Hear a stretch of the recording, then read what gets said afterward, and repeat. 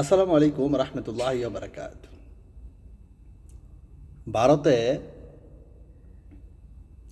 ওই যে নতুন মুখ্যমন্ত্রী দুর্গন্ধযুক্ত অধিকারী, নাম কি সুগন্ধ না দুর্গন্ধ গুন্ডা একই?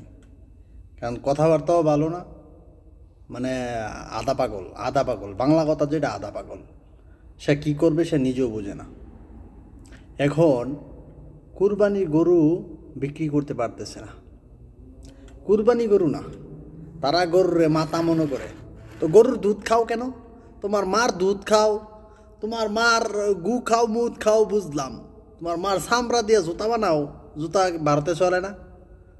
ভারতে চলে না। যারা বাংলা ভাষা আছে ভারতে, পশ্চিমবঙ্গে, তাদেরকেই বলি, তুমি গরুরে যদি এত সম্মান করো, তাহলে তোমার মারে রাস্তা ছেড়ে দেও কেন? তোমার মার কোনো ইজ্জত নাই? রাস্তায় ছেড়ে দাও, জঙ্গলে ছেড়ে দাও, তোমার মারে ঘরের ভিতরে রাখবা সবসময়। ওইগুলোই তো কোনো ইয়া নাই।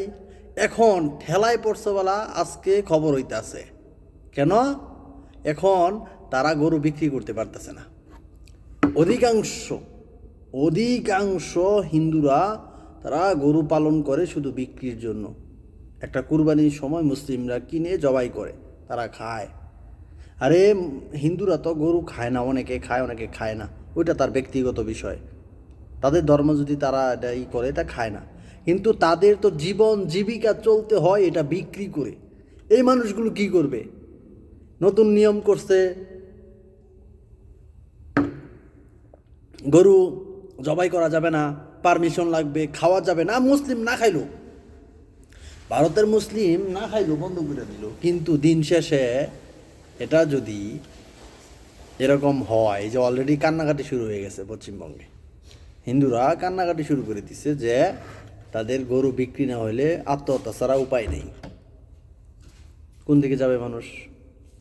কোন দিকে যাবে? এই দুর্গন্ধযুক্ত অধিকারী যে নতুন ইয়া হয়েছে, এখন ঠেলা বুঝুক। আমি মনে করি যারা আছে মুসলিম ভারতে, কলকাতায়, তাদের শক্ত অবস্থানে দাঁড়ানো দরকার। গরু কিনা বন্ধ করে দেন, গরু কিনা বন্ধ করে দেন। এবং আমরা যারা আছি বিভিন্ন রাষ্ট্রে বসবাস করি, ভারতের গরুর মাংস কিনা বন্ধ করেন। ভারতে সবচেয়ে বড় বড় দুইটা কোম্পানি আছে যেটা হিন্দুরা চালায়, তারা গরুর মাংস বিশ্বে রপ্তানি করে। আবার তারাই কিন্তু গরু জবাই করতে নিষেধ করে। কত বড় বাটপার তারা, চিন্তা করছেন? কত বড় বাটপার! এই যে এই যে এই যে কিছু হিন্দু লোক, হিন্দু তো সবাই খারাপ না, সবাই খারাপ না, সবাইকে বলা যাবে না। এই যে কিছু বদমাইশ মার্কা হিন্দু মানুষ আছে না ভারতের, তারা গরু দেখলে তাগর মানে শরীরে ইয়াখার হয়ে যায়।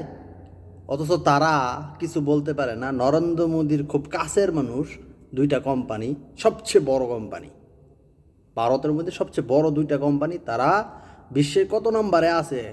কয়েক নাম্বারের মধ্যে আছে। তারা গরু রপ্তানি করে, গরুর মাংস রপ্তানি করে। আরে পাগলার গোষ্ঠী, যা ওদের ওদের বিরুদ্ধে কথা বল। কি বলবো এদের? ধন্যবাদ জানাই কলকাতার মুসলিম সমাজদেরকে, ধন্যবাদ জানাই। কঠোর অবস্থানে থাকেন, দেখবেন সোজা আঙ্গুলে ঘি না উঠলে আঙ্গুল বেঁকা করতে হয় না, আঙ্গুলে এমনি বেঁকা হয়ে যাবে, এমনি সিধা হয়ে যাবে। খালি এই বছর বাদ দেন, মানে দরকার বলে কুরবানি একবারে নাই করেন, দেখেন কি হয়।